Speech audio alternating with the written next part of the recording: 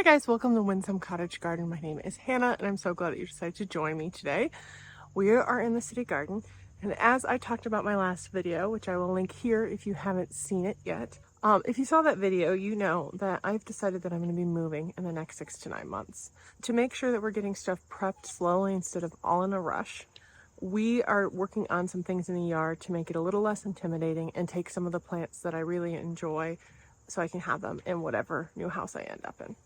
Today we're going to be focusing in on this path right here. So the first thing I'm going to do is actually come in and weed it and mulch it, and then later in this video you will see my dad and I leveling some areas of this patio that have gotten split and adding a slight retaining function at the back near my vegetable garden. I'll give you a quick look at what it looks like before, and then we'll dive right into work. I've actually weeded this like 2 or 3 times, and there's this one persistent weed, which is this stuff that keeps coming back everywhere.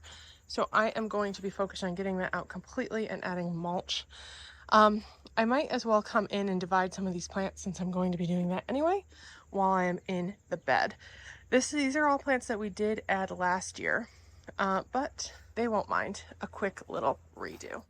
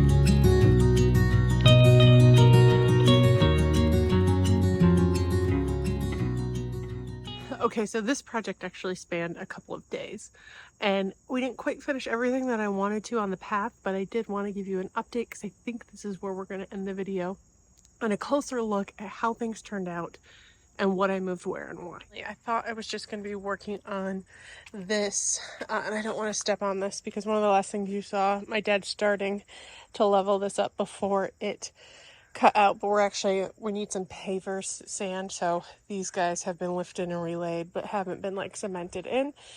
But look at how good this is. How it originally looked before I had this damaged by I used to have like a tree right here, and when they were grinding out the stump, this whole thing got basically ruined.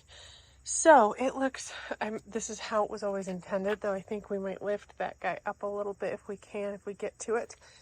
And then I ended up taking out all three of these hostas. Knew I was going to take out the autumn frost hosta. There was a Hudson Bay hosta that I had bought last year that I really liked and wanted to take because it was too small to divide. And then this one that was right here is absolutely one of my favorites. So I took it too. And I did split the two hellebores while I was in here. The ajuga, which is what this is, was coming over the path, so I don't know if this was filmed or not. If it was, this will make sense, but my brother Sean was helping me, and he kind of took it up to the path line, and then anywhere that he had taken it out, he popped it behind. This honestly will fill in quite quickly, maybe even this year, definitely next spring. So you can't even really tell that I took 3 hostas out.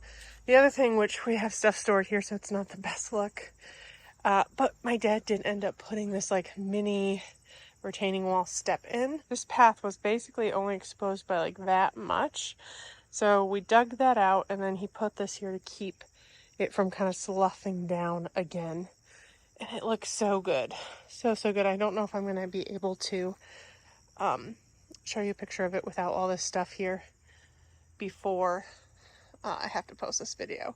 But you will, of course, see this in future videos as well. This was a grassy mess, and that was weeded as well. If we pop over here, I did spend some time in here as well in preparation. My dad needs to do the same thing here.